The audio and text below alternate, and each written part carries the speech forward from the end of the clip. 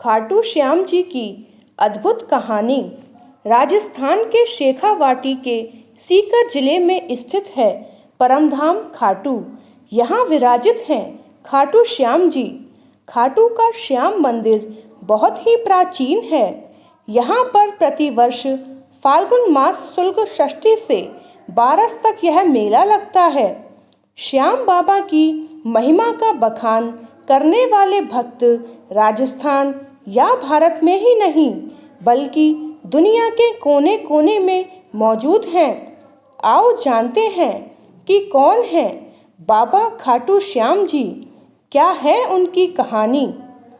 खाटू श्याम जी भगवान श्री कृष्ण के कलयुगी अवतार हैं। महाभारत के भीम के पुत्र घटोत्कच और घटोत्कच के पुत्र बर्बरीक थे। बर्बरीक को ही बाबा खाटू श्याम कहते हैं। इनकी माता का नाम हिडम्बा है। खाटू श्याम की कहानी।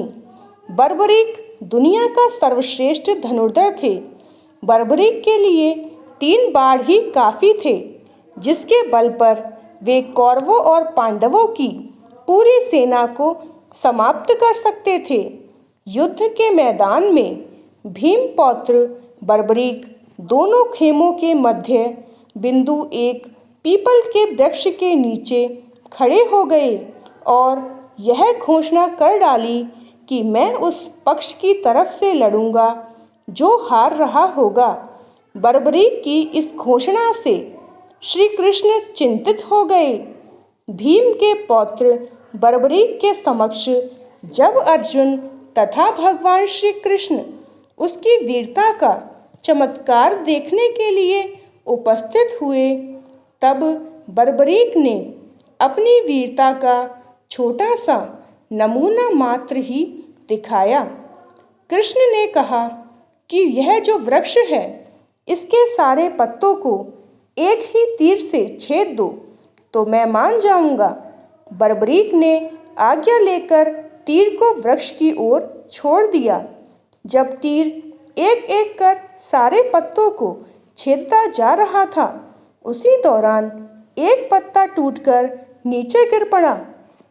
श्री कृष्ण ने उस पत्ते पर यह सोचकर पैर रखकर उसे छुपा लिया कि यह छेद होने से बच जाएगा, लेकिन सभी पत्तों को छेदता हुआ वह तीर कृष्ण के पैरों के पास आकर रुक गया।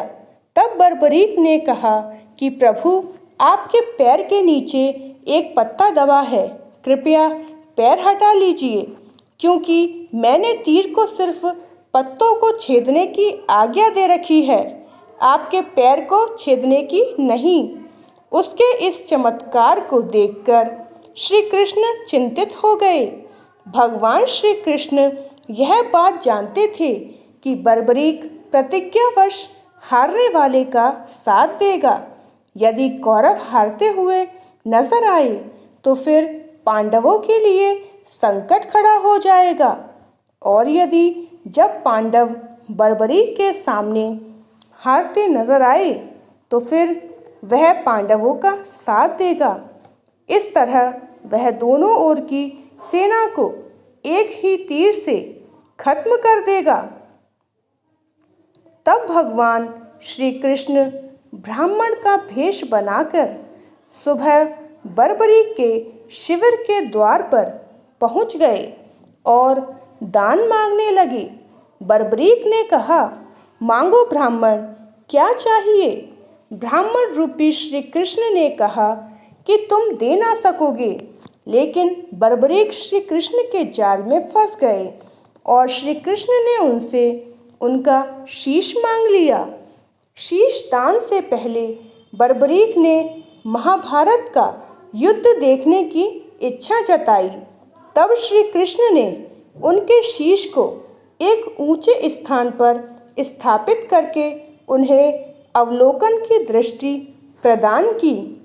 बर्बरीक द्वारा अपने पितामह पांडवों की विजय हेतु स्वेच्छा के साथ शीश दान कर दिया गया।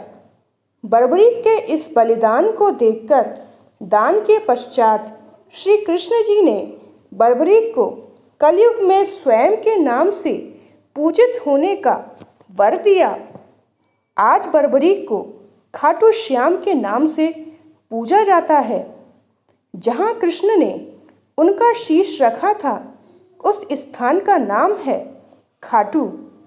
युद्ध समाप्ति के बाद जब पांडव विजयश्री का श्रेय देने के लिए वाद विवाद कर रहे थे, तब श्री कृष्ण ने कहा कि इसका निर्णय तो बर्बरीक का शीश ही कर सकता है। तब बर्बरीक ने कहा कि युद्ध में दोनों ओर श्री कृष्ण का ही सुदर्शन चक्र चल रहा था और द्रौपदी महाकाली बन रक्तपान कर रही थी।